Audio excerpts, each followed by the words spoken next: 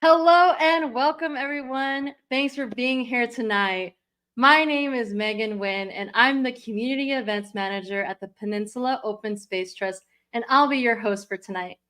You're watching Fungi Fundamentals, Mushrooms of the Bay Area, hosted by POST and the Santa Cruz Museum of Natural History. The unique ecosystem of the Bay Area's coastal redwoods provides an ideal setting for mushrooms to flourish.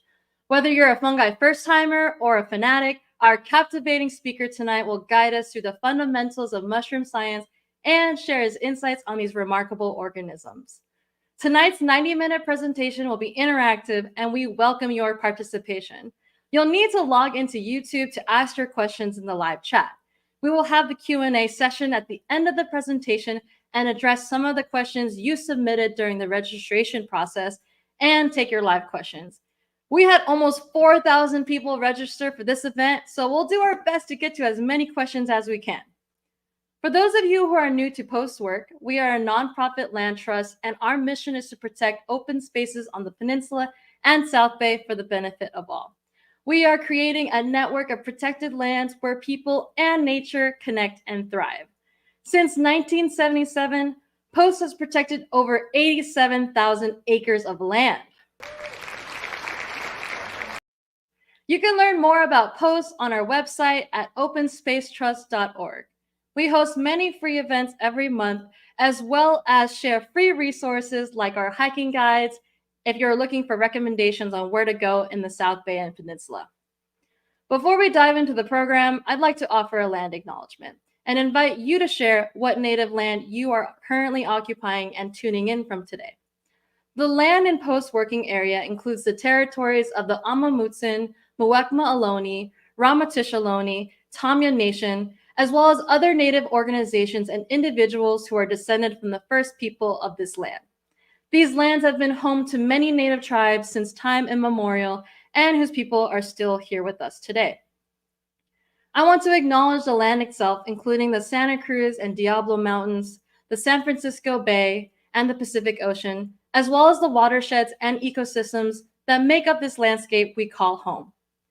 Thank you all for sharing in the chat. I see everybody repping from Ohlone land, Nisenan land, Chumash, all around the Bay Area, so keep those coming in the chat. Thank you. Let this moment serve as a reminder that as residents of these places, we have a responsibility to be caretakers of our shared home and neighbors, including wildlife. All right, everybody, I have a surprise for you tonight. It's a pop quiz, more like trivia. Just test your knowledge and see how much you know before we dive in to learn about mushrooms. Here's how this is going to work and how you can participate. You're going to need your phone, and you'll need to log in and scan this code on the screen here. Or you can log into menti.com and use the code 78210946. If you're watching live, this is how you're going to play. So take your phones out, scan that code, and we're going to get started in a few seconds here. And don't worry if you don't get in right away, you can join as this game goes. Okay, so for the sake of time, we're going to get started. Here we go. Are you ready? Question 1. What are fungi? Is it a type of plant? Are they an animal? Is it a complex network of underground roots or something different entirely? Go ahead and lock in those answers using your phone. Again, if you just joined us, scan that code to join and play, or go to menti.com and type in that code. All right, let's see. A few more seconds, lock in those answers, and here we go. Let's see what most of you think. Okay, almost 200 of you think it's something different entirely. And the correct answer is yes, that is correct. So fungi are in their own kingdom. Fungi are distinct from plants and animals due to differences in cell wall composition, nutritional mode, mobility, and reproductive strategies. These characteristics, along their evolutionary relationships, set fungi apart as a separate kingdom in the classification of organisms. All right, good job, everybody. Let's keep this going. Question number 2. Which mushroom is known for its distinct trumpet shape and golden color with a fruity and peppery flavor pictured here? Reminder, if you want to join, scan that code. or log in at menti.com. Also, if you don't want to use your phone, you can just play along as you're watching this TV show. So just a few more seconds for you to answer. Lock in those answers, and I'm going to show the correct answer here in a bit. All right. Few more seconds, and the answer is going to show right now. Here we go. Most of you picked chanterelle. Okay, good job. And that you would be correct. The correct answer is chanterelle. Let's read a little bit more about what these mushrooms are.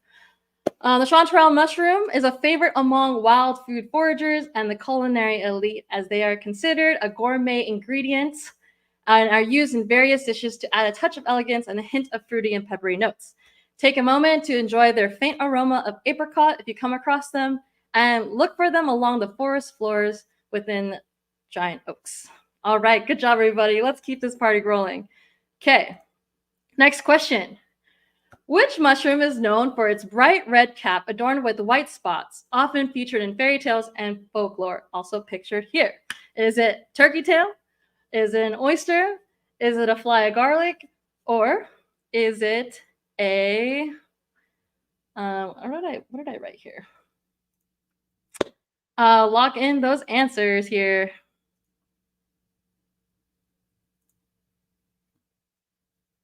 Okay, here we go. Lock it in. Let's see what else you can see. And we're going to show the correct answer in a few seconds. Here we go. All right. Most of you think it's a fly agaric mushroom, and you would be correct. Wow, you guys are acing this quiz. Good job, everybody. So, the fly agaric mushrooms is popularized as the mushroom in Super Mario, the Smurfs, and most recently as the mushroom emoji, as I saw a lot of you put in the chat here. The fly agaric needs little introduction, and interestingly, the common name comes from the ability to attract, intoxicate, and paralyze flies if chopped and placed in a bowl of milk. Look for them in the leaf litter of our local pines, and this iconic fungus is toxic if ingested. Okay, so next question. Question is, are there any mushrooms that are dangerous to touch? Yes or no? You got 50-50 chance here. Lock in those answers. Let's see what you can do there. Keep those questions coming. I see a lot of you have answered. I'm going to wait a little bit longer. Lock in those answers. And here we go. Okay, a few more seconds, and let's show the correct answer. The answer is, a lot of you picked, we'll split here, but the correct answer is no. All right, let's find out why. So all mushrooms are safe to touch. However, in rare cases, some people may experience rashes or skin allergies after touching certain kinds of mushrooms. So make sure you wash your hands after handling. So we stumped you on that last one, but good job, everybody, for answering those questions. Okay, here's the last question. Not really a quiz question, but we want to know, what are you most curious about today? And what kind of questions do you have for our mushroom expert? Log in those answers here. Tell us what kind of topic are you most curious about today when it comes to mushrooms. Go ahead and lock it in. Is it going to be, these are some ones that we just picked that we thought some people are interested in based on the questions that you submitted during the registration process. So a few more seconds for you to lock it in. And here we go. Let's find out what you had to say. All right. Most of you, are interested in foraging and identification. And then coming up in third place, we got science, as well as some interest in medicinal and culinary. And for those few of you who are interested in the other, feel free to type that in the chat so we can know what you are interested in there. Okay, good job, everybody. Round of applause for doing this pop quiz. You all did a great job. Okay, let's go back to our program. Let's get this show started again. I'm going to now introduce you to our friend at the Santa Cruz Museum of Natural History and our partner for this event. Marisa Gomez is a community education and collaboration manager at the Santa Cruz Museum of Natural History. Her specialty is in facilitating experiences where communities can connect and build skills together over a shared appreciation for nature. She has developed exhibits, programs, and large community events centered on mushrooms, including the 50th anniversary Fungus Fair happening this weekend. Marisa is particularly fond of mushrooms, rocks, and natural dyes. Let's bring Marisa to the stage. Hey, Marisa, how's it going? How are you? Hey, Meg. I'm doing so great. I'm so happy to be here. How are you? Good, good. Can you tell us a little bit about the museum and what fungi things you have coming up? Nice one. Yeah, I would be happy to. My name is Marisa Gomez. Very happy to be here representing the Santa Cruz Museum of Natural History, which I'll note is celebrating its 119th birthday this year, which I find pretty impressive.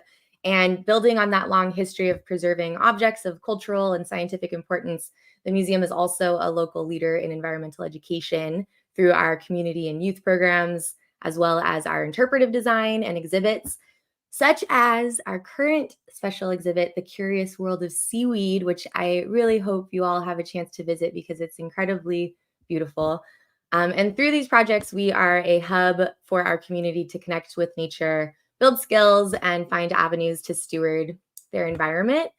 And since tonight is all about fungi, or as our speaker Christian pronounces it, fungi, as you will come to know, I also wanted to just say a little bit more about what Meg just mentioned, which is that our region's, I think, greatest event for mushroom lovers, as well as maybe the mushroom curious, if you're not quite at love level yet, is happening this weekend, which is the 50th anniversary Santa Cruz Fungus Fair. It's going to be at London Nelson Community Center in downtown Santa Cruz. And the fair begins on Friday and will be a truly special opportunity to get to know some of the mushrooms that you're going to see tonight in person, as well as connect with folks like Christian. And so, speaking of whom, I have been given the honor of also introducing tonight's speaker, Christian Schwarz. Christian led the first guided mushroom walk that I ever attended and was really the catalyst for what has now been 4 years of delightful exploration through the dirt and duff of Santa Cruz and beyond. With him as one of my mushroom teachers, I've developed enough of an understanding to actually lead others on mushroom walks, which I think is a testament to his skills as an educator. Christian is the co-author of Mushrooms of the Redwood Coast and spends his time seeking, photographing, collecting, teaching about, and publishing research on the macrofungi of California and Arizona. He is collections lead for the California Fungal Diversity Survey and is a research associate of the Santa Barbara Botanic Garden. He also has served on the IUCN Red List Working Group for North American fungi, advocating for habitat conservation focused on these organisms. And one of the things that I appreciate most about Christian is that his real passion, I believe, is in biodiversity and celebrating the wonders of the natural world more broadly. He really can wax poetic about, trout, wildflowers, sea slugs, you name it. And one of these days, I would really love to get him to do a non-mushroom talk. I think that's like a bucket list item for me. So I think without further ado, we should bring in Christian. Hey, Christian, how's it going? Good. Thanks for having me here tonight. So happy you're here. So Christian, I just shared a bunch about you, but I'd love if you could also elaborate a little on how you got to where you are today, or in other words, why mushrooms? It was really by accident. It is something that I think about a lot even today, is like how strange it is that I ended up studying this group of organisms in particular, but it had a lot to do with happenstance. I was in high school in San Diego, which is not a place that usually has a lot of mushrooms. It's often quite dry. But the year that my brother asked for a mushroom field guide for Christmas, it happened to be like a really wet El Nino year, and there was mushrooms everywhere. And so he asked if I wanted to go on a walk with him, and I did. And I was kind of instantly hooked by all the forms and colors immediately. And then after I started to pay a little bit of attention to them, I just fell all the way down the rabbit hole, and I'm still down here somewhere lost. Yeah, it's been no looking back. Yeah, we're grateful for that. So excited to learn more about what you have to say.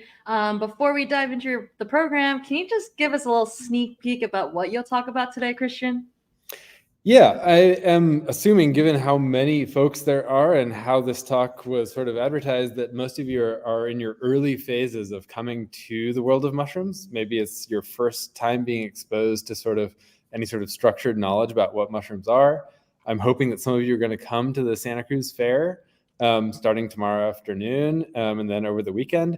And so in hopes of sort of prepping you for that experience, if you're a beginner or newish anyways, to really give you a handhold or a couple handholds to sort of situate yourself in the world of biodiversity.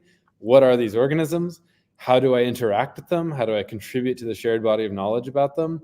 And then a little bit of sort of more philosophical or ecological / ethical ideas about how we go about foraging and sort of behaving ourselves as a community, because as you can tell by the 4,000 people in the chat or however many people are here, it's a lot of folks that want to do it now. So we got to think about these sort of questions. Well, thank you so much. We are super excited. We're going to give you a moment, Christian, to get your slides up. And while you're doing that, I'm going to remind the chat that you'll need to log into YouTube to participate in the chat and ask your questions.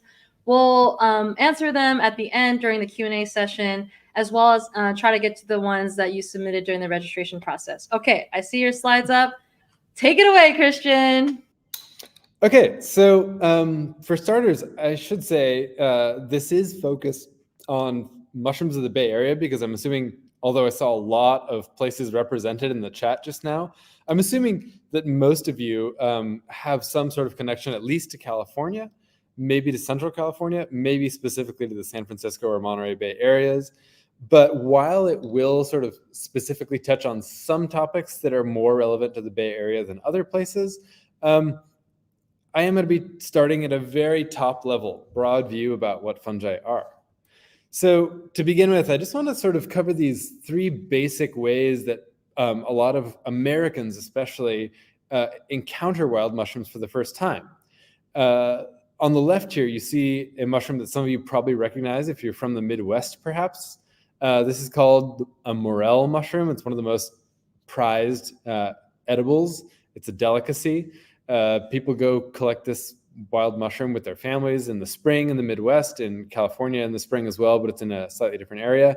And this is one route that a lot of Americans take towards sort of meeting wild mushrooms for the first time, which is as something to be looked for, to prepare into gourmet culinary meals, put them on the table, eating or foraging for wild food. In the middle, you see Amanita phalloides. This is the death cap mushroom. There was a few questions in the chat about this mushroom, so this is what it looks like. It's got this yellowish green cap. And this is, unfortunately, how I was primarily first introduced to the world of wild mushrooms, which is the idea that some of them are seriously toxic. They're deadly toxic, and if you ingest them, if you eat them, they'll hurt you and potentially even kill you. And while that is true, it is a tiny, tiny, tiny fraction of the overall diversity of wild mushrooms. Sometimes these deadly mushrooms can be common, so you do have to be aware of them and exercise caution around them.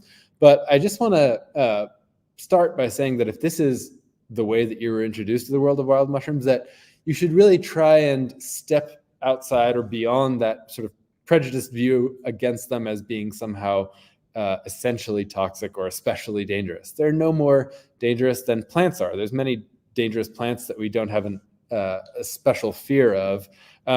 So I do want to encourage you, as in any way you can, to not think of mushrooms as something that's poisonous first and then all the rest later. It's actually a very, very small percentage that are toxic. And then lastly, on the right here, these are the magic mushrooms. These are psychoactive mushrooms. And when I say psychoactive, I mean these are species that produce disturbances in perception and sensation when they're ingested. And they were introduced to American culture in about the 50s or 60s is when they got popularized by the work of an ethnobotanist who went to central Mexico and studied them as they were used by local indigenous tribes. And when they were sort of brought back to the United States, or at least awareness of them was brought back to the United States, that changed, and they were sort of removed from that spiritual and cosmological context and were used sort of willy-nilly as recreational drugs, occasionally as the subjects of study for pharmacological research, and then eventually they were banned and made illegal and turned into Schedule I drugs. It's very serious penalties even for possessing them, much less distributing them. Thankfully, that tide seems to be going the other way now, and research into the therapeutic pharmaceutical properties of magic mushrooms, especially in conjunction with therapy and sort of talk therapy and the sort of context of framing the experiences that they can elicit or produce, is turning out to be really positive for a lot of people struggling with substance abuse disorders or end-of-life care or certain kinds of cluster headaches, for example. So thankfully, they're being sort of decriminalized, and research and interest into their beneficial uses is emerging again. But I do want to remind people that they did have a really long history of use in the spirituality and religious practices of people in central Mexico long before they were ever brought to the United States. And so I'm somewhat wary, especially of companies, some of which are based in Silicon Valley, that are attempting to turn these sorts of compounds into productivity or creativity enhancers for corporate or business settings. That seems to me quite a perversion of what they were originally their interactions with humans were. And so I do want to be very wary of that trend. But with all of that said, I just want to point out that I don't really do any of these three modes of engaging with fungi as my primary interest in the world of wild mushrooms. I am interested in their biodiversity. And if we're going to talk about their biodiversity, we have to start with the question of what even are we talking about? And I know some of you answered that quiz on the way in about what fungi are or what they are not. And I just want to give you a couple bullet points that you can hopefully internalize or remember and be able to repeat back to yourself or to someone else if you are, if you're at trivia night or something and someone asks you to define what a fungus is. This is the shortest answer I can really provide. To begin with, they're eukaryotic. Now, I want to just say there's going to be some multi-syllable words in this, but I'm going to try and give you also a simpler way of thinking about it. Eukaryotic organisms are organisms like you and me, like plants. We're large, more or less, with some exceptions, multicellular, and we have a complex structure to the insides of our cells. So our cells have nuclei where our DNA is stored, and we have little cellular machinery. And this is unlike bacteria. It's unlike viruses. We are a slightly more complex group of organisms. So between plants, fungi, and animals, you have the broad eukaryotic organisms that folks are familiar with. And that's just to show you that they're more similar to us than they are to bacteria. Okay, heterotrophic, non-photosynthetic. Once again, these are long multisyllable words, but what this is intended to communicate is that they don't photosynthesize like plants do. They don't make their own sugar or their own food out of sunlight and carbon dioxide and water. They're like you and me. We have to eat food. We have to eat the organic matter produced by other groups of organisms in order to sustain our metabolism and our lives and our growth. So fungi need some external source of food. They can't just rely on sunlight the way plants can. Okay, cell walls are made of chitin in fungi. So if you think of each one of their cells that has DNA inside it and all the little molecular machines that help a body grow, that boundary of that cell in plants is made of something called cellulose, which is a carbohydrate. And in animals, we don't have a cell wall at all. We just have a little layer of fat molecules that surround the outside of our cells. But in fungi, that cell wall is made of a compound called chitin. And chitin is a carbohydrate. It is the same stuff that sort of shrimp and insects and other arthropods are made of. So it's a clue to a really interesting factoid, which is that fungi are more closely related to animals than they are to plants. And that surprises a lot of people because when we see mushrooms, they sort of behave like plants. They grow in the ground, they don't move, they don't have obvious eyes or behaviors. So for a long time, even scientists considered them some sort of branch of the plant family tree, but that's not actually the case. They're more similar to animals. So you and I share a more recent common ancestor with fungi, with the mushrooms on your pizza, than you do with the sunflower. Okay, and so lastly, this is probably the most interesting and the most unfamiliar fact about how to define fungi. Fungi do something called extracellular digestion, and this is really important. So when you and I eat food to sustain our metabolism, because we're heterotrophic, that's that word from just a few bullet points back, we bring the food into our bodies, and then our bodies digest that food inside of ourselves. But fungi don't do that. They push enzymes, which are these proteins that break down organic matter, outside of their bodies. They exude those enzymes into the environment, and they wait for that breakdown to happen. So those enzymes go to work breaking down the organic matter that surrounds them. And once it's broken down into sort of more manageable, absorbable compounds, then it's transported across the cell wall, and then they fuel their growth and metabolism with it.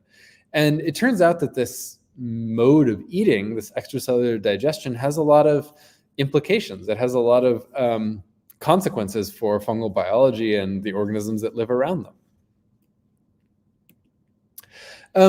Something else that I want to talk about in terms of how to think about fungi is I want you not to think of them solely as organisms that grow in damp, cool, wet places. They also grow in very dry places, and even in the ocean, in salt water, down at the bottom of the sea. The scanning electron micrograph you see at the top of this screen is of a fungus called Xeromyces, and it grows in places like the salt crust that's on the layer of salt cod. So if you're from Spain or Portugal, you know this food is called bacalhau, and it's a way of preserving cod before there was refrigeration. And so what people did is they would layer pieces of fish in between thick layers of salt, and that salt would act as a preservative because it pulls moisture away from the fish, and it makes it very difficult for microorganisms to grow, except for something like the Xeromyces. This fungus, as far as we know, has one of the lowest requirements for free water of any living thing on the planet. So fungi can be, they can exist in places that are extremely dry, even though we often think of mushrooms as being something that grows in like a damp, mildewy basement or a wet forest setting. Yes, that's true for a lot of them, but they're everywhere. Fungi also live down at the bottom of the ocean in the saltwater column. If you go down to these hydrothermal vents along the fissures in the ocean crust out in the middle of the ocean, and you take a petri dish and you collect some of the water there and bring it back to a lab and swab it out on a petri dish, and grow it for a little while, there are fungi that live in these environments. And what they're doing, what their role in the ecology, what their names are, these are active areas of research. For a long time, people overlooked fungi in these other sorts of non-traditional or less typical settings. But it's also worth noting that fungi produce little microscopic spores, which we'll talk about more in a little bit here. But those spores can get lofted into the air and into the upper atmosphere. And so fungi are literally in the air, kilometers above us. They're all over the surface of the land, and they're in the water down to the deep ocean. So there's literally no place on this planet where fungi are absent. There's some trace of their existence in all of the three media of this globe that we inhabit. That's what fungi are, where fungi live. Now I want to talk about this strange truth about fungi and the scales of time and space that they inhabit. So when I say scales of time and space, I mean that fungi are both really tiny on one end of their family tree, as well as really enormous, and they're also very short-lived in some cases, but they're also extremely long-lived, very ancient individuals in other cases. So for example, on the screen right now in the background, you see this little tiny inky cap mushroom that grows out of a single pellet of elk dung, and its whole job as an organism is to break down the nutrients that are left over in that pellet of elk dung. And the fruit body, the mushroom that you see on the screen here, may only be produced for 24 hours or a day or two at a time. So it's a very short-lived life cycle. It eats up all the nutrients in that piece of elk dung, and that individual dies, and it makes its reproductive structure, which is the mushroom you see here, to try and send some spores off that all happens in the matter of a few weeks. The little inset, the little circle you see here, those are a representation of microscopic yeast cells. So like baker's yeast or brewer's yeast. These are strictly microscopic fungi. They never form big macroscopic structures that you can see with the naked eye. They're always microbes. So they're more similar to bacteria in that sense, even though they're not really very closely related to bacteria.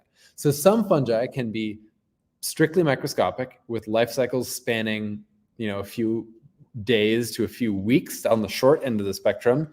But then on the other end of the spectrum, you have mushrooms like this.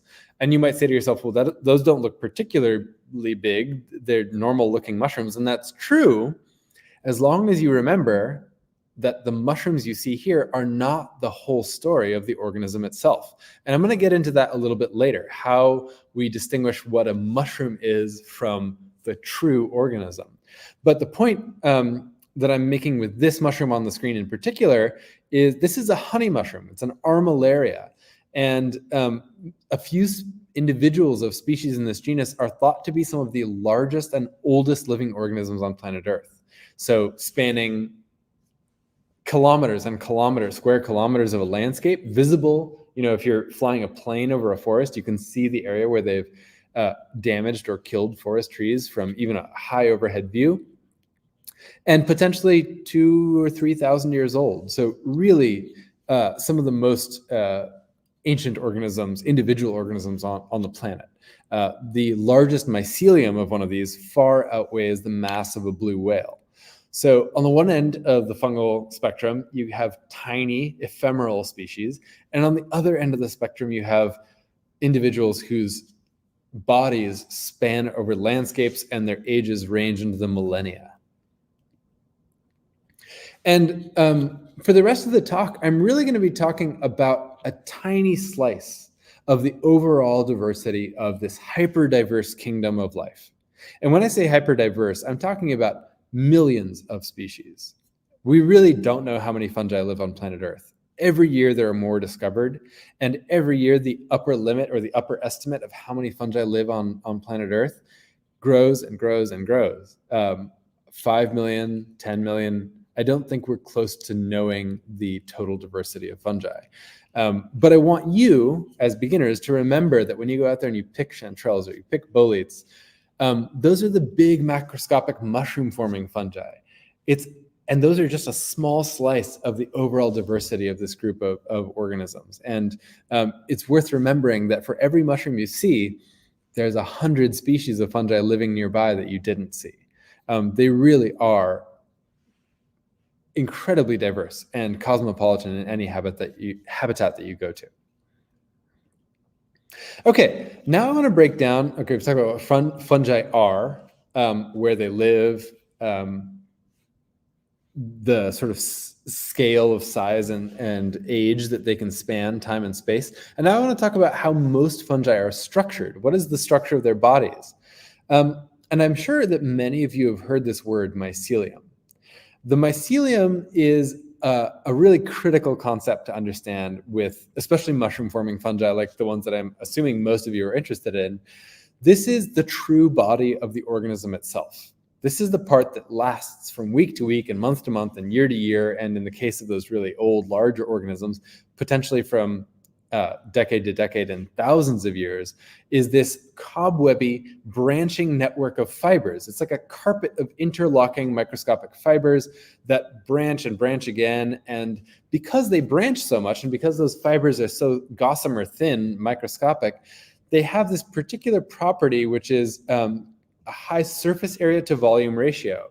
And that sounds fancy, but all it means is that there is more of their body in touch with the outside world than there is on the inside.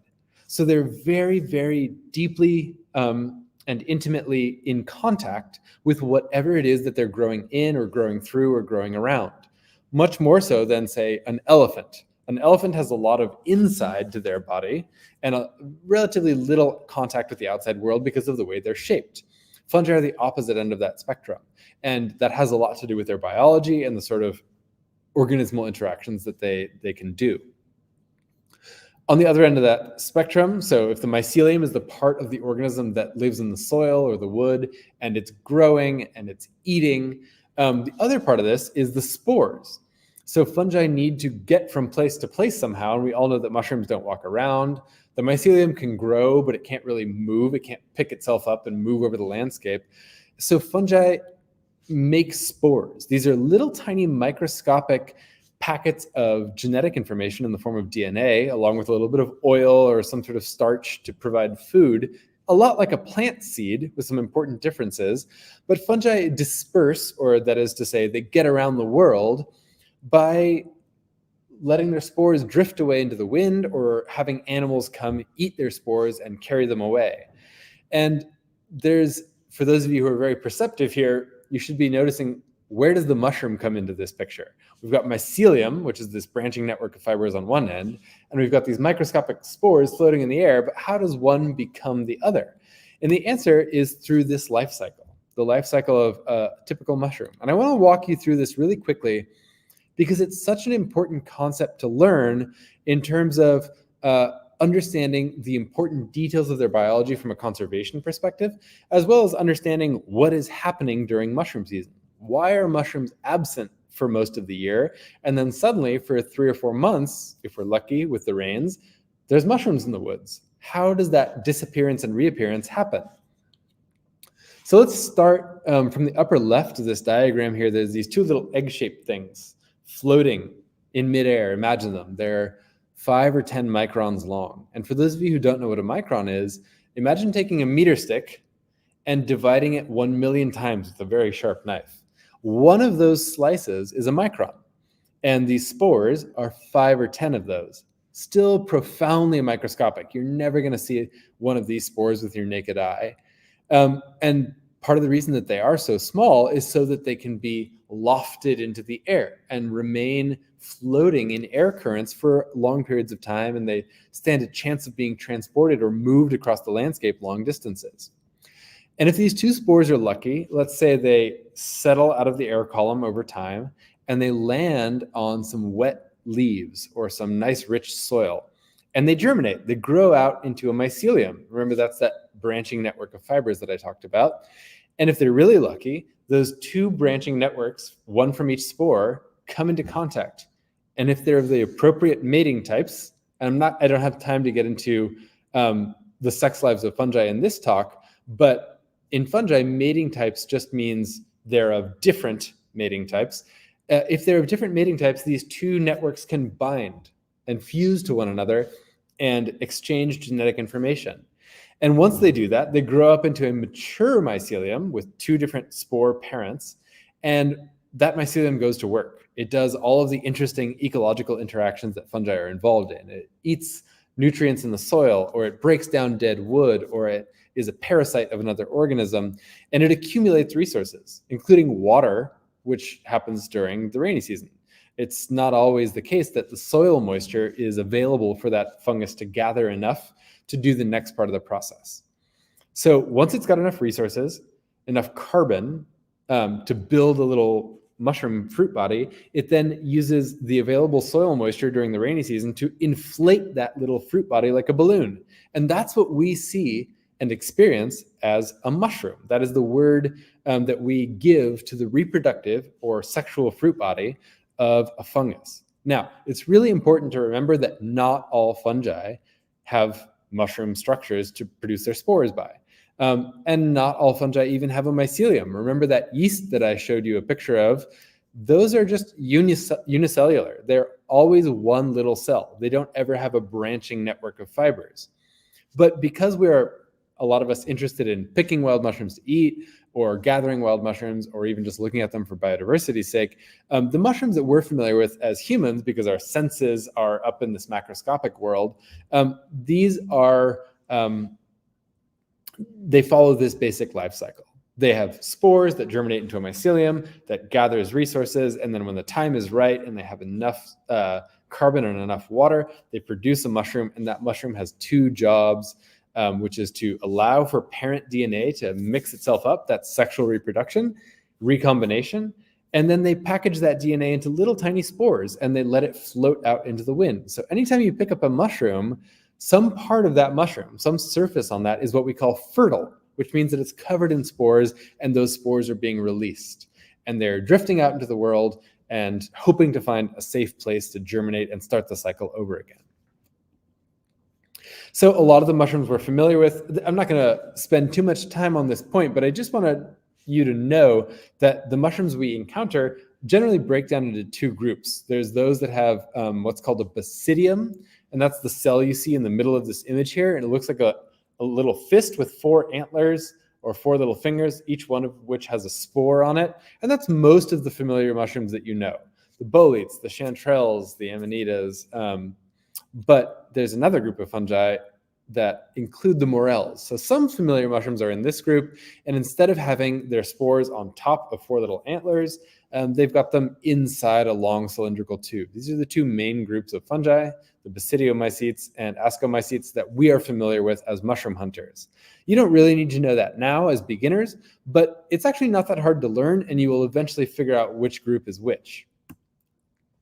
And so when we do things like identify a mushroom, you should, at this point, be understanding or realizing that we are identifying a whole organism based on this one little part of its life cycle that we call the mushroom, which is, another word for that is the fruit body. It is just the sexual reproductive structure. And a lot of what we know about mushrooms, fortunately or unfortunately, is based on this one little narrow window of their whole life cycle. So any individual fungus might spend 99% of its life as a mycelium, and only 1% of its life doing this reproductive phase that we call a mushroom. And yet everything that we know about it, virtually everything that we are able to study in the field as humans, is based on where we find their reproductive structures. Now, it's true you can bring them back into the lab and you can do experiments with them and grow them in lab settings, but as far as natural history goes, observing them in habitat, it's limited to this very narrow window where we can detect them when they're producing a fruit body or a mushroom structure. Okay, I'm gonna let that sink in for a second and just transition to this next part of the talk, which is, okay, now I've told you what fungi are, what their structures are like, how long they last, where you might find them, but what are they doing?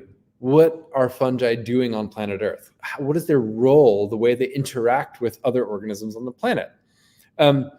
You probably learned in school that fungi are decomposers. Most everyone knows that at least some fungi break down dead organic matter. They're not killing another organism, but there's lots of dead organic matter being produced all the time on this planet. Animals die, trees lose limbs, trees lose leaves, grasses die during the dry season. And something has to break down all that dead organic matter and release those nutrients back into the world for the cycle to continue. And fungi do a really good job of that. But they also have 2 kinds of symbiotic relationships. So I'm going to define those terms in a second, but saprobe here is just a fancy way, a sciencey way of saying decomposers. And I do want to remind folks that not just some, most fungi actually do more than one thing over the course of their lives. And it turns out that some saprobes or decomposer fungi are able actually to also be carnivorous. They're carnivores. They make these little structures on their mycelium that acts like a trap. So when a little tiny microscopic worm called a nematode crawls next to it, it gets poisoned and paralyzed, and it then is digested by the fungus as a way of getting some more nitrogen. So fungi can be carnivores as well. Even those that are normally just decomposers, some part of their life, they're actually actively carnivorous. And here's just a slide to illustrate for you that there's all this dead wood in the forest, little tiny Douglas fir sapling like the one on the right. There's 2 different mushrooms growing on this. Fungi, in many cases, can be thought of as nature's cleanup crew, recycling, breaking down dead organic matter and releasing those nutrients back into the world. So they're absolutely critical for allowing for carbon and nitrogen and the whole cycle of life to continue after death. But they can also be the cause of death. So fungi can be parasites. They can attack and harm other living organisms, including trees, plants, other fungi, and like you see at the bottom right here, insects. And some of you asked about cordyceps fungi, some of your questions that you submitted before this lecture. Yeah, cordyceps are a famous example of a parasitic fungus that infects insects and can control their behavior by affecting their nervous system in a way that makes them more beneficial for dispersing the spores of that fungus. It's a really fascinating evolutionary story, but I think some of you said that cordyceps are poisonous. And it's actually not true. Not all parasites are poisonous. In fact, there's really no correlation between them. A parasite can affect the health of another organism without poisoning it.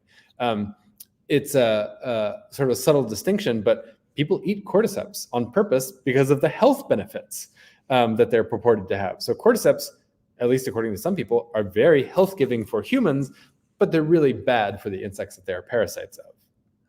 But parasites are really important in ecosystems as well. They allow for turnover, for transition, for forests to change and be dynamic over time. And not just forests, but really any ecosystem that exists on Earth has its suite of parasites that allow for stability and the dynamic dance of life to continue. Some famous ones you've probably heard of include parasites of vertebrate organisms. So it's not just the plants and the invertebrates and the fungi that they can be parasites of, but they can even be on mammals and snakes, like white nose syndrome and snake fungal disease, both of which have now been found in California, by the way. Probably my favorite group personally are those fungi that are mutualistic. And that just means that they are in a reciprocally beneficial relationship with some plant. So they are symbiotic in a way that the fungus provides some resources to the plant and the plant provides some resources to the fungus. And those of you who were taking notes earlier, remember that fungi cannot do that miraculous thing that plants can, which is to photosynthesize. Plants can make sugar out of inorganic precursors, sunlight, carbon dioxide, and water. Fungi can't do that, and so they don't have a way of making their own sugar. They have to get it the hard way by breaking down dead organic matter, except for the ones that do this relationship. So mycorrhiza comes from the Latin roots meaning fungus root. And these fungi wrap their mycelium around the root tips of plants. And at that little point of connection where the mycelium and the root tip join, fungi transport water and nitrogen and phosphorus from the soil. And the plant transmits sugar that it's producing in the leaves above ground down below ground, and these resources are exchanged. And they sort of perfectly interlock. They mutually beneficially improve the fitness of both partners. So the fungus is getting something that it needs, the plant is getting something that it needs, and it works out in a way that we view or narrativize as a reciprocally beneficial relationship. So just to walk you through that again, a tree or a plant, sunlight falls on its leaves. The leaves contain chlorophyll, that amazing molecule that makes life on Earth go. It produces sugar, and that sugar flows from the leaf, down the twig, down the trunk, into the roots, and into the soil, where there is a fungus directly attached to the roots of that tree, its mycorrhizal partner, and the fungus absorbs that sugar and exchanges water and nutrients for it. So as you can see, fungi that break down dead wood, those exist, or dead organic matter. Fungi that are symbiotic partners of trees. Fungi that attack insects or break down the feathers of an owl. Those exist as well. So they occupy all these different roles at different levels in ecosystems, and that's really unique to fungi. It's hard to imagine a group of plants or animals that are as diverse in the ecological roles that they inhabit. Yes, there are parasitic animals, but there are no primary producing animals. There are no primary producing fungi either, but they make life possible for a lot of primary producers. So they're really deeply involved in making the surface of the earth habitable for things like plants that are the basis of terrestrial food webs. Okay, but I want to say a brief note here about Fantastic Fungi, which is this sort of documentary that was released on Netflix. I don't know if it was released there originally, but there are a lot of sort of grandiose claims in there, a lot of like very bold assertions about how fungi behave. And I just want you to know that it's a little bit more complicated and perhaps a little bit less clear than it was presented in that documentary. Now, it's a really good documentary. It gets tons of people interested in fungi every year, but I want you to understand that it's a starting point for getting to know this group of organisms. And there's a lot more complexity to the science behind it. And there's a real tendency for humans to project the stories that we want to believe onto organisms that are around us. And I just want to caution against doing that, letting these organisms have their own lives that don't necessarily make sense to humans and that aren't easily turned into a story that feels good, and certainly not a story that's going to save us in any way from the various kinds of damages that we've done to the planet. So when you hear someone say fungi are going to save the world, fungi are going to save the planet, I encourage you to be skeptical of that idea. There's a lot more that humans need to do in terms of changing our behavior to prevent the planet from being degraded, rather than expecting that some other group of organisms is going to be a tool or some sort of savior for us to get out of the mess that we've made. Okay, I said I was going to talk a little bit about the San Francisco Bay Area in general, and I'm just going to call that Central California. But I want to give you a sense of what I mean or why I'm interested in these ideas. I love understanding what we call in biology this subdiscipline called biogeography, where organisms live on the planet. And no matter what way you slice it, California is a special place. So if you look at a map like the one I've got on the screen right now, virtually any biogeographer will tell you California is its own thing. It's got its own special thing going on. Here's another map that seems to just highlight California almost perfectly as a state unto itself. And here's a map that a friend of mine named Jacob did, where he analyzed the fungal diversity of the United States and grouped states by their similarity to one another. And as you can see, California really stands out. So do a few other states, but it really stands out amongst the diversity of the United States. We've got a lot of interesting fungi here. Now you might ask, why is that? Well, part of it has to do with the fact that we've got deserts to the east of us, deserts to the south of us, ocean to the west of us, and much more cold conifer-dominated forests to the north of us. So California really is a special Mediterranean climate. You've probably heard that word before. But we have a high diversity. So the Bay Area really is just a microcosm of California. And all of the things that I could say about California also apply to the Bay Area. We've got a high diversity of species, high endemicity, which means species that grow here and nowhere else. We are a meeting of north and south, so mushrooms that come up from Mexico and mushrooms that come down from Alaska. They find each other here in California. We have a lot of live oaks, special habitat, a lot of redwoods, another special habitat, and Monterey cypress, Monterey pine. I want to walk you through some of what the organisms are, the fungal organisms are, that you might expect to see in these places. So redwood cypresses and live oaks, for me, are the trees that tell the story of California from a fungal perspective. So under the redwoods, you see a lot of these really beautiful, brightly colored things like entelomas and waxy caps. So these are gorgeous, really diverse, often very tiny mushrooms that you see under redwoods. That's why the first book that I wrote with Noah Siegel, we focused on this redwood zone, this redwood bioregion of coastal California. The Monterey cypresses that grow in just a few places along the coast, they host a group of mushrooms called agaricus. So if you're in the San Francisco Bay Area, there's a lot of agaricus around you. This is a group of organisms that you're likely going to get familiar with, and you'll be frustrated by them because they're a difficult group for beginners to identify. There's these things called amanitas. So if you go out in the woods enough, you will definitely see, oh, there was supposed to be another slide here. These amanitas, those include mushrooms like the red-capped one with white dots that we saw at the beginning of the talk tonight during the quiz. Cortinarius, another beautiful group of organisms that are partners, specific partners with live oaks. They're mycorrhizal symbionts. So the ones I showed you just before were not necessarily, but Cortinarius is really diverse with the temperate, warm live oaks that inhabit so much of our state.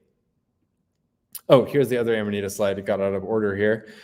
These are quite diverse under our oaks as well. They are mycorrhizal symbionts. They're mutualistic partners of the oaks, as well as pines. I don't want to say that all Amanitas are oak associates, but they're quite diverse under the oaks. Rustula, this is another group of organisms you'll likely get to know and will be frustrated by. They're very difficult to identify as species, but they're really easy to recognize as a group. So I just want to give you a run through of some of the main groups that you're likely to see as beginners, what makes the Bay Area special. And if we have time after this, you can ask me specific questions about these groups. But being able to sort of group mushrooms into genera, or like recognizing them as a visual type that you can learn to recognize, makes your job as an identifier much easier later. And for those of you who have not used iNaturalist, so you might say, okay, you've just showed me a bunch of mushroom groups on the screen here, and you've told me their names. How am I supposed to take that into the field and apply it? If you don't personally know a mentor that you can follow around in the woods, and if you feel a little daunted by opening up a mushroom book, a mushroom field guide just yet, what you can do is download an app for your phone called iNaturalist. And this has really been a revolutionary advance in how we do biodiversity science and how we do community science focused on biodiversity in the past 10 years. What iNaturalist is that it's a website that's a database represented there, along with an app that lives on your phone. And it allows you to make observations of any kind of biodiversity, not just mushrooms, from anywhere on Earth, and share them in real time with other people and ask, hey, what is this that I've found? And so for me, I was living in Santa Cruz County for 17 years. And so I was very focused on the fungi just in Santa Cruz County. And so I made a bunch of observations, not just of fungi, but of fish and of birds and of plants and nudibranchs. And so this is what my map of Santa Cruz County observations looks like, which is interesting, but it's much more interesting when you do it with a bunch of other companions, when a bunch of other people help you to observe biodiversity in your county and contribute together to sort of a picture of the biodiversity that lives here. So just a few years ago, there was only 30,000 observations of mushrooms in Santa Cruz, but today it stands somewhere near 85,000 observations of fungi in Santa Cruz County. And that's just in the very short time, basically less than a decade of totally unfocused work of people just like you going out in the woods, walking your dog, going for a hike, and taking a picture sort of casually, opportunistically of whatever mushroom you see and adding it to this database. And it allows us to sort of talk in real time about what it is that lives around us. It's a way of getting to know our neighbors on the planet, which, as I'll mention a little bit, is really my ulterior goal these days. The same goes for California. So if you go from a person level to the county level to the state level, the same story repeats over and over. So a few years ago, there was, or actually, this is the updated statistics. We're at about 850,000 observations of macrofungi in California. So we're really getting an enormous amount of data just from people who go out and do this because they like doing it, not because they're professional scientists, that allows us to get a much more fine-grained, clear picture of the fungi that live around us. And you can imagine that this story is played over and over again for other groups of organisms. I want to remind you that iNaturalist is not just for mushrooms, it's for birds and plants and nudibranchs as well. So anything that you might be interested in the living world, you can find a community of people who's focused on it on iNaturalist, and you can find them doing the kind of collaborative, community-based work on getting to know what all these organisms are doing, where they live, which ones of them might need our help in terms of remaining alive on the planet. So here's just a map of California of all of the amazing work people have done in covering this enormous landmass and getting to know its fungi. Why is this important? Because the world is changing. It's not safe to assume that the years that are to come are going to resemble the years that have come before.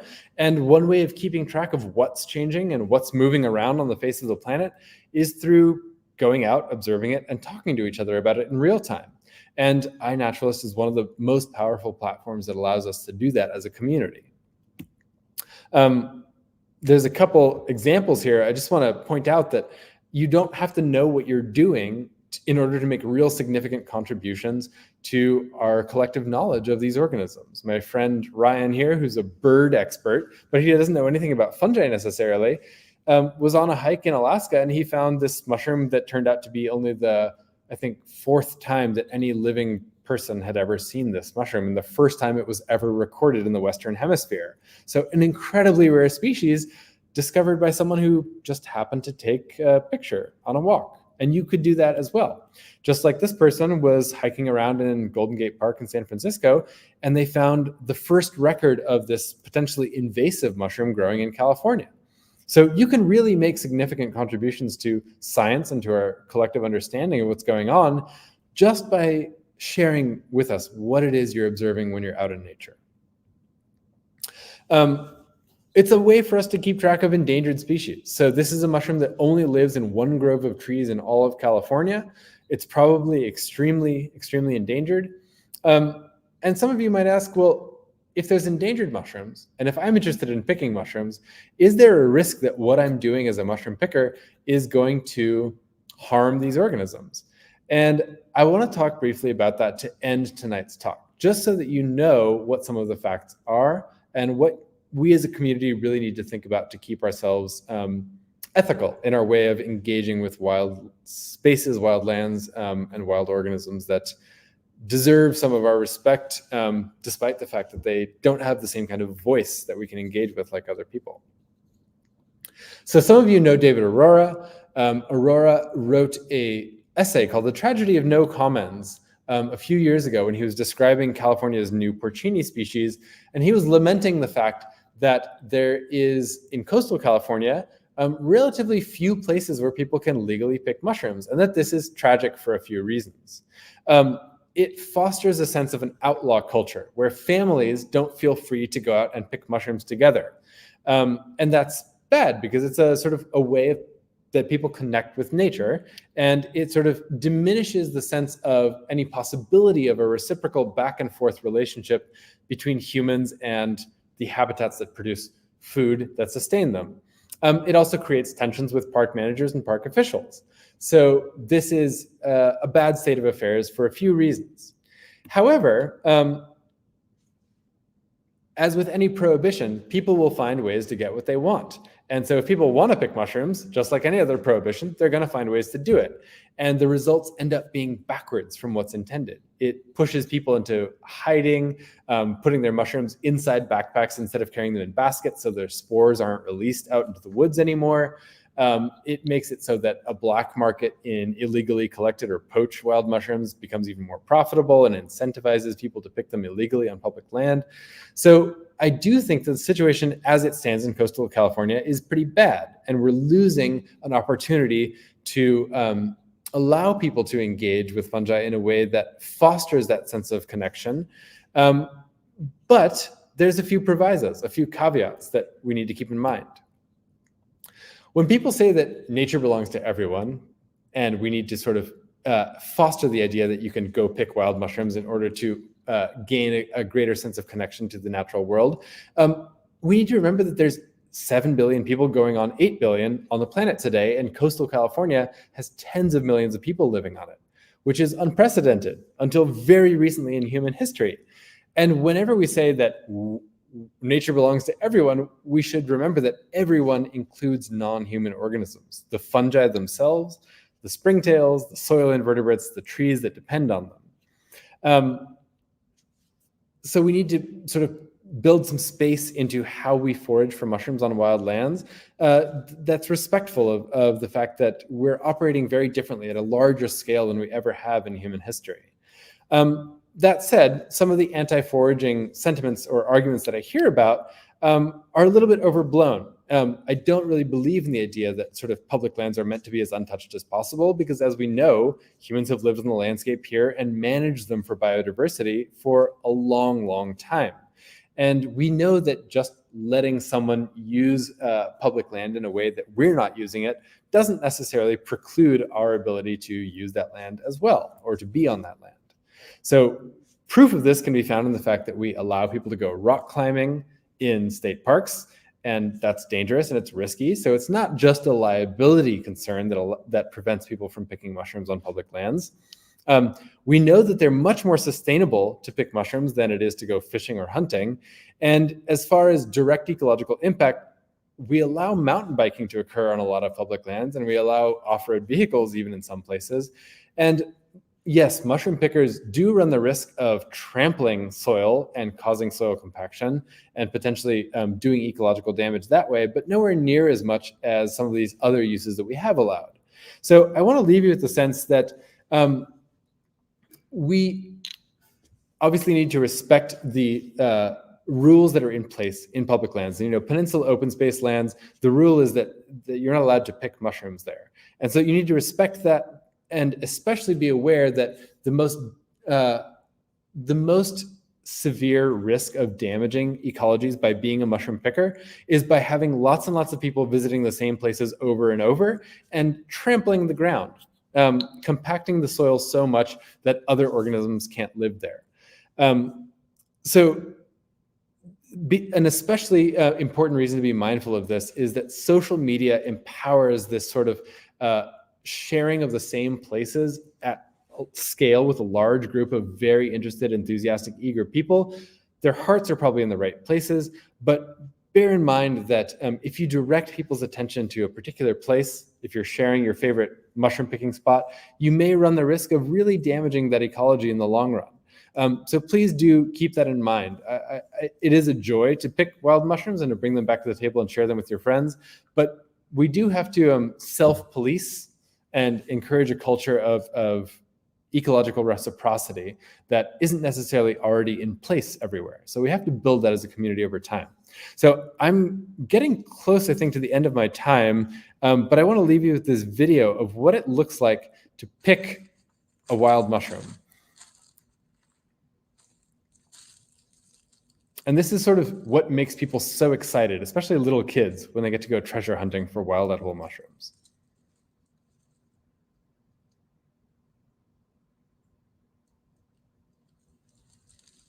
They can be quite buried, and as soon as you get the eye for them, there's this buried treasure that can really give a sense of connection. You can really feel that that mushroom emerged from that soil and from that habitat, and that had a connection with the soil microorganisms and little bugs that surrounded it.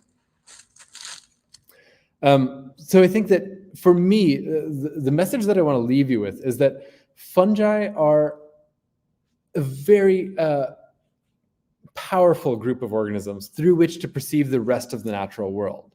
You can learn very concrete lessons about ecology and evolution and understand what a healthy forest looks like versus an unhealthy forest. And if you develop this sense of love and reciprocity for picking wild edible mushrooms, it will lead you so many places in terms of learning about other kinds of biodiversity, in terms of learning how to interact with your fellow human beings and creating a culture of respect in harvesting them. And it really has opened my eyes to what is going on at large on planet Earth, how energy is flowing from the soil through living organisms like trees and mushrooms and interacting with the human world, how we interact with extracting that energy and unfortunately drawing it down or degrading it over time. And it's made me much more sensitive to my own life, how I choose to be on the planet. And I'm hopeful that the more we can encourage people to see the world through the lens of a group of organisms like mushrooms, doesn't have to be mushrooms, but they're a very easy group for people to get interested in, is that we'll just start to become more aware of what we need to do to make this a sustainable project, this idea of human civilization over the years to come. So I'm going to wrap it up there and let Megan take it back and go into Q&A. Wow. Thank you, Christian. Chat, can we show some love for our speaker tonight? Let's get those nice comments rolling in. Thank you so much, Christian. Really appreciated that. While you are answering this, I want to just really emphasize the point that you made at the end about recreating responsibly. And so I just want to leave everybody in the audience with this message that it's really up to all of us to uphold the conservation principles and be ecologically mindful. And here are 2 actions that can make a big difference on our beautiful preserves and state and county parks. So number 1, please recreate responsibly, remembering that foraging is prohibited in local open spaces as it disrupts the ecosystem's delicate balance, and always check the rules and regulations of any public land before you go. and consider taking anything from your visit, as well as private lands are always require permission from landowners. And secondly, stay on trail. Going off trail can profoundly impact the soil that we just learned and spread invasive plants and cause erosion. So let's please respect nature, enjoy, don't destroy. Someone put that in the chat, I really liked. And let's make sure that we can enjoy these to come. So let's show some of the appreciations that you got. So much love in the chat, Christian. Make sure you get to see all of that. Marisa, I think you have a question lined up that we pre-submitted from the audience. Do you want to go ahead and answer that?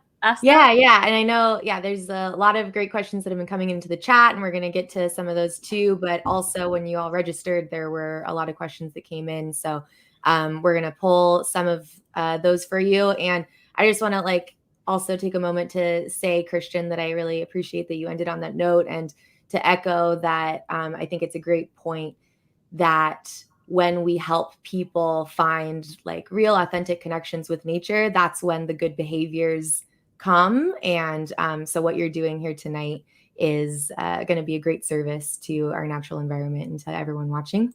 And one question that I wanted to just get us started with is curious if there is one mushroom or one mushroom experience that you can recall that really shaped your view on things. I think we're all grateful for your perspectives and philosophies that you've been sharing with us today. Is there something that you can recall that was really impactful for the way that you think about the world? So many different examples that I could, but just the first one that popped to mind literally was, you've met Elsa Valinga, Marisa. Have you? I don't know. From UC Berkeley. I call her my fungal fairy godmother. Oh, yeah, maybe. But we were at a mushroom foray here in Santa Cruz, up in Scotts Valley. You might have been at it. I don't remember. But she took this little piece of ponderosa pine bark that just looked like a piece of bark, and she said, "Look at all these mushrooms." And I was like, "What are you talking about? I don't see anything." And it was only if you tilted the bark in a certain light that you could see that there was this 1 millimeter thick layer of fruit bodies that were almost translucent. And only for 1 second at one angle could you see that there was all these organisms living on the inside of this bark, and they're barely there. They're almost no tissue, almost invisible to a human sensorium. And yet in that moment, I was just shocked to think they have their own lives, their own agency, their own role in making this world work. And that story of an almost invisible organism being present and making things flow the way they do repeats over and over and over against the vast surface of Earth. And I thought about how many times that's multiplied, and it makes you understand just how biodiverse the planet is, and the fact that they're all needed. The reason that Earth works is because there's this sort of redundant and extremely resilient community of things doing their own little task. Mm-hmm. It's something I've never forgotten since she showed me that. I would never have seen it. Yeah, I mean, I have so many similar memories with you on walks where I think one of the first walks I was on with you, you picked up a Doug fir cone, and on it was the most bizarre mushroom I had ever seen, the Oroscalpium, the ear pick fungus, and it had teeth. And I had never seen a mushroom with teeth as opposed to gills or pores before. And also the little pinwheels that are on an oak leaf, and just the way that you've described how that one oak leaf, that whole mushroom's organism, the fungi, is in that one oak leaf, and its job is to decompose that one oak leaf, and all of the different roles that these fungi are playing around us when you're walking through the forest. It does open your mind to everything going on around you. Wow, I'm learning so much from both of you, and I know the chat is learning so much from you. One of the questions the audience submitted is, how can they learn more? Do you have any resources that you recommend aside from your book, for the Redwood Coast, obviously? What are some either beginner guides or other books that you can recommend, Christian? Come to the Fungus Fair.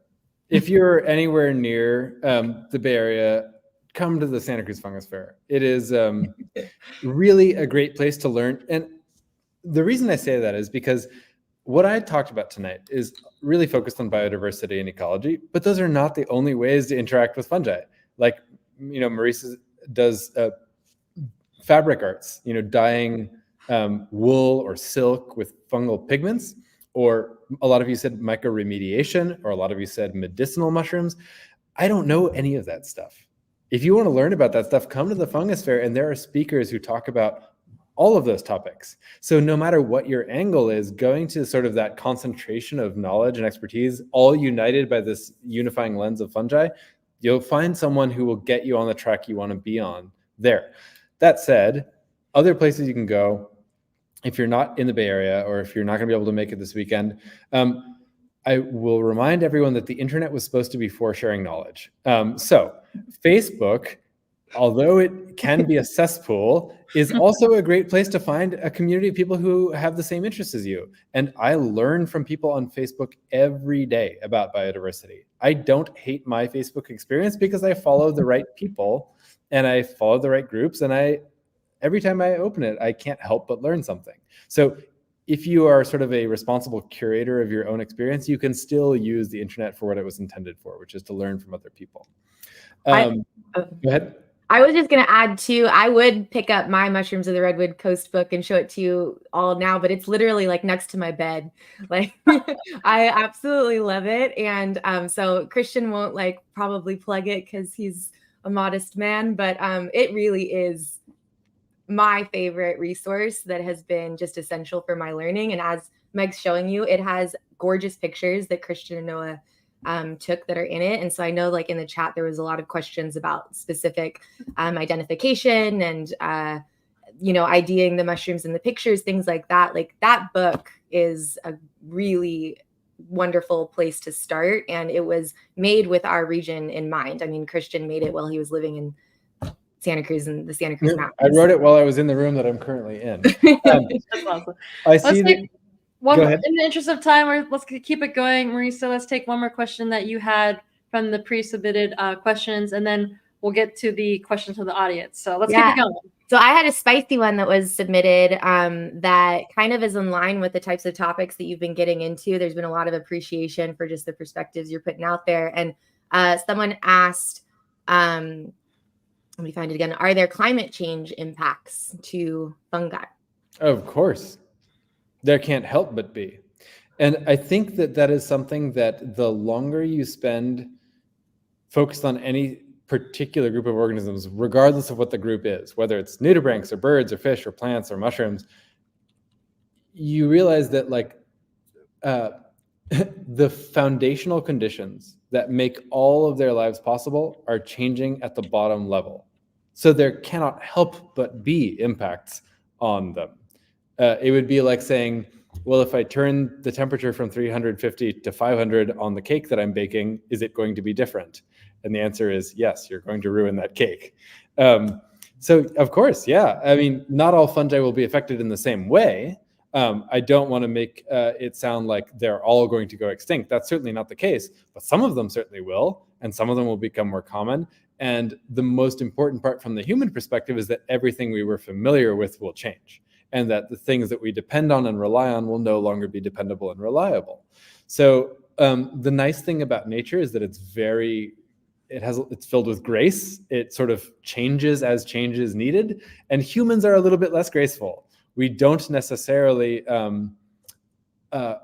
accept the fact that things are changing, and we may be insistent on keeping our same systems in place long after they have shown that they are not sustainable. So that is a very important realization that I have been able to internalize more deeply by paying attention to non-humans.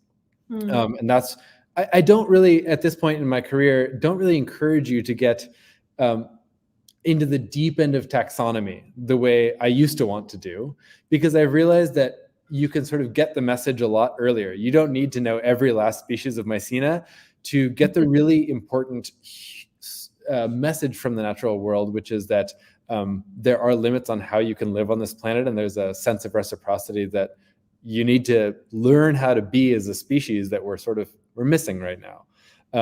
And as soon as you start paying attention to any group of organisms, you will start to get that message. Thank you, Christian. Okay, I'm going to ask you 2 questions here at a time. Sierra asked, are spores toxic to humans to inhale? I always learn not to get too close to mushrooms because of their release of spores. Can you myth bust this for us? And the second question is from Anne, what is the purpose of fungi's fabulous colors? So spores and colors. First question, spores, someone I think said in chat earlier that you're breathing them in right now, which is true. There are always spores around you. However, if there's a big concentration of spores, like if for those of you who've seen a puffball mushroom where you squeeze it and, like a million spores emerge at once. Yeah, any finely divided substance, whether it's sawdust when you're in a carpenter shop, or if you're in a pottery shop and someone's like, cutting through clay and making a little particulate, no particulate substance is good to breathe in large volumes. It is, at the micron level, that's very fine particulate that can get really deep in your lungs, not so good. So I really don't worry about getting close to mushrooms or smelling mushrooms, but I do worry about getting a big puffball or any mushroom that's got a lot of really powdery spores and inhaling it all at once. I'm not going to put it in my pillow and sleep on it or anything like that. Anyone who's used the dead man's foot, the dyer's puffball, to dye fabric knows that there are some. That's the worst one in my opinion. That's the worst one. So it's a really fun thing to dye with, but it's also just like it's an adventure. I only handle that one outdoors, and I try not to handle it if I can avoid it. Yeah. And then but I want to point out that that's not because the spores are any more dangerous than any other small particle. It'd be like inhaling dust or cinnamon or flour. Yeah. And then what about the colors? Colors. Excellent question that remains the hardest question to answer in all of mushrooms. We don't know why fungi are so fabulously colored. It doesn't make a lot of sense. They're not attracting pollinators like flowers because that's not their biology. They don't need a pollinator to come by. They don't appear to be attracting animals because that doesn't make a lot of sense either. That's not part of their dispersal biology. I don't know the answer. I really wish I had more insight into why so many bright colors are represented in fungi, even those that are living in the same habitat. There are some broad generalizations that we can make, some interesting patterns. In New Zealand, there is a group of fungi that are brightly colored because they do attract flightless birds to come eat their fruit bodies and disperse their spores that way. But that's one of the only places where the story is clear. Everywhere else, it's a lot less clear, and I don't really understand it. Can I just chime in with one connecting question? Because I just know that you're obsessed with mushroom and smell and the scent aspect. Do you have any favorite mushrooms that you like to smell or any? Oh God, yeah. There's some mushrooms that every time I pick them up, I just close my eyes and hang my head because they're so delicious and elegant and delightful. And I always think if they made a perfume out of this, I would wear it. Yes. So there's a mushroom called the cedar waxy cap, Cuphophilis russicoriaceus or Lawrencii, and it smells like cedar wood. And every time I pick it up and smell it, I love it. There's some mushrooms that have a sort of almost indescribable aroma where I've only encountered it in that mushroom, and they always remind me of being in the forest or being at a mushroom fair or eating a fancy mushroom dinner. Obviously, the truffles are really strong, but I don't necessarily love truffle smell personally. There's a lot of good ones. I love smelling mushrooms because of you. Thank you. So I'm seeing a lot of other questions in the chat about just edible mushrooms and growing mushrooms. People are curious about either the process to get started if they're interested, or what common mushrooms you can eat that are found in this area. Do you have any comments on that, Christian? What are some of the best common mushrooms to eat? Yes, and also, are there any implications on growing, or if you grow them outside, can they interfere with local biodiversity? All those things. I'm really not a mushroom cultivator. I happen to have some oyster mushrooms growing at home right now, and I love having them in my space, but I am not very good at it. Partly because I get distracted and I don't tend to them. But you can do mushroom cultivation outdoors. However, I would really like to encourage folks to remember that they're going to produce spores, and those spores are going to go out into the world, and they're going to set up shop. And if you're introducing non-native mushrooms into your area, you're potentially causing them to colonize your local habitats by introducing them. So try and source genetics locally. So getting an oyster mushroom strain that was collected from the woods that you live next to. And that's easy to do. It's not that hard.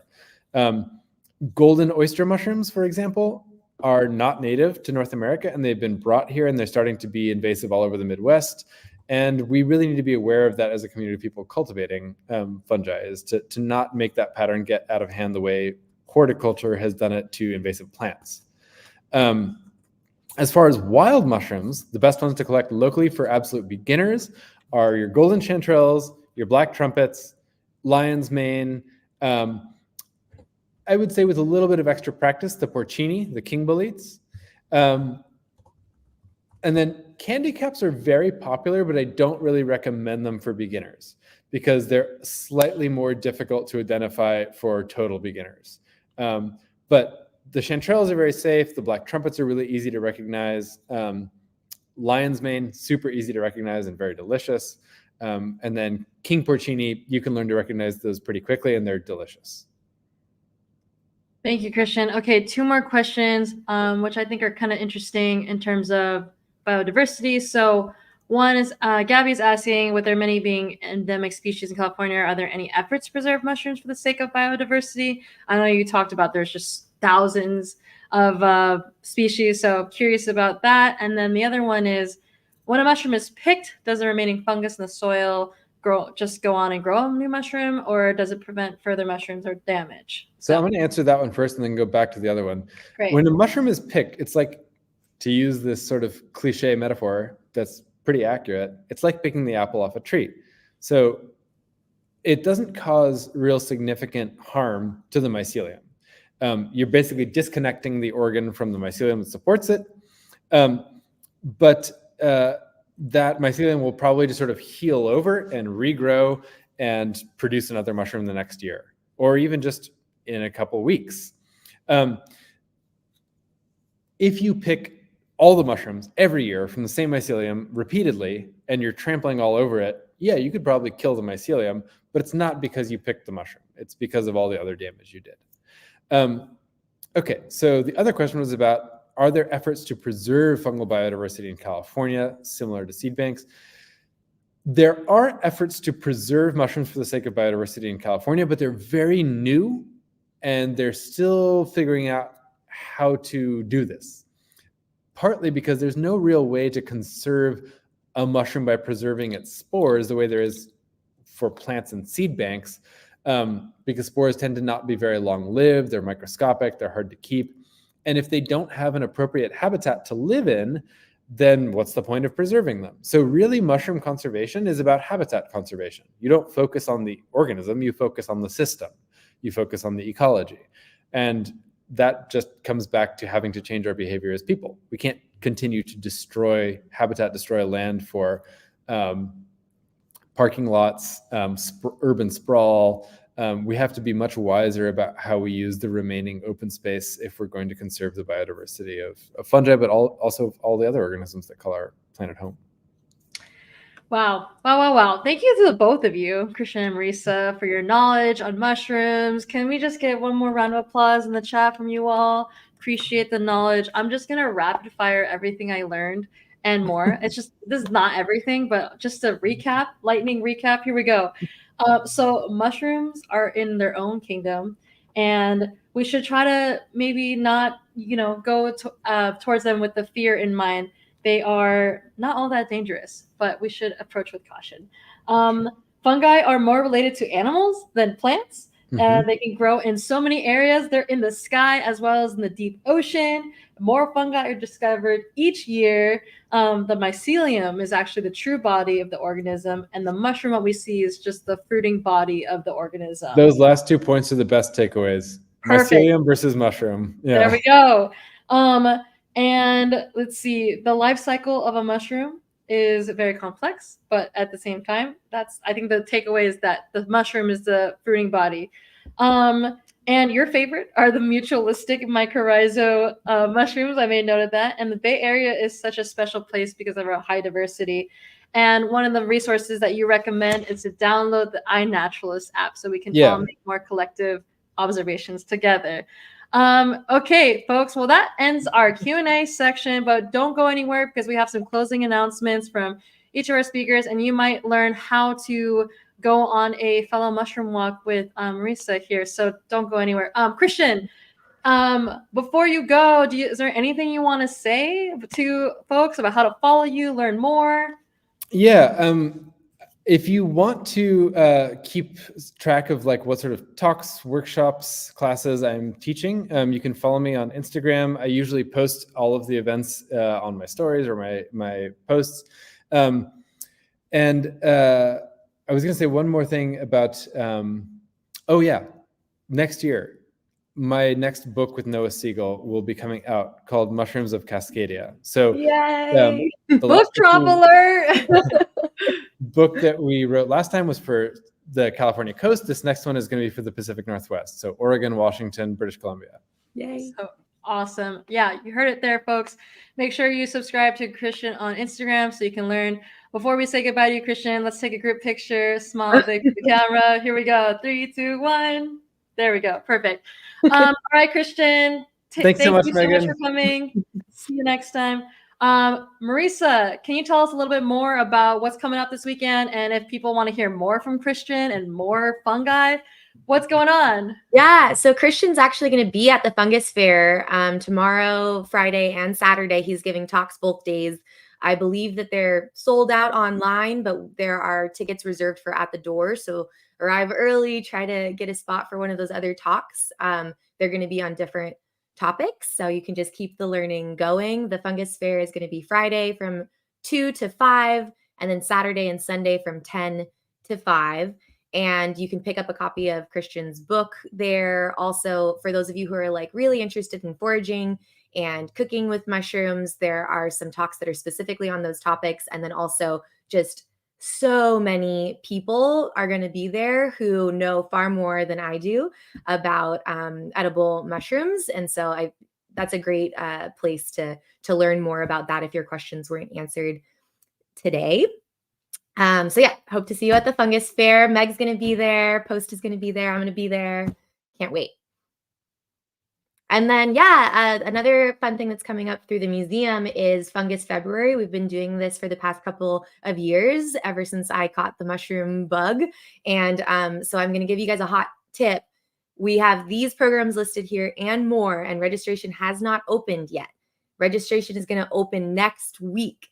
So I'm going to give you another tip. Stay in touch. You can join our newsletter to get some more information about how to sign up for those mushroom programs and other programs, and also just like get connected with the museum. We do lots of great stuff. And then the biggest tip I'm going to give you is that if you really want to go on one of those Fungus February programs, I recommend you look into becoming a museum member. It's really affordable, and members are going to get first dibs at registration starting Wednesday, January 17th at 9 a.m. And a lot of the programs fill. So that's kind of why we do it this way, give our members a little perk. So I hope to see you around the museum, hope to see you at one of the Fungus February events, see you at the fair, all those great things. Thank you. And as a special thank you to those of you who attended our live webinar tonight, we have a special limited opportunity to join Marisa and Post for a guided mushroom walk at San Vicente Redwoods on Thursday, January 25th.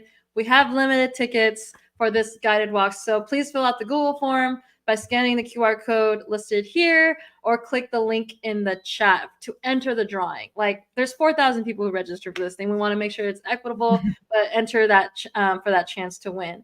And so thank you, Marisa. We'll see you this weekend. We're going to say goodbye to you for now. Bye. Bye. But wait, audience, don't go anywhere. There's more. If you like this event, you might like our next event happening February 8th on Thursday at 7 p.m.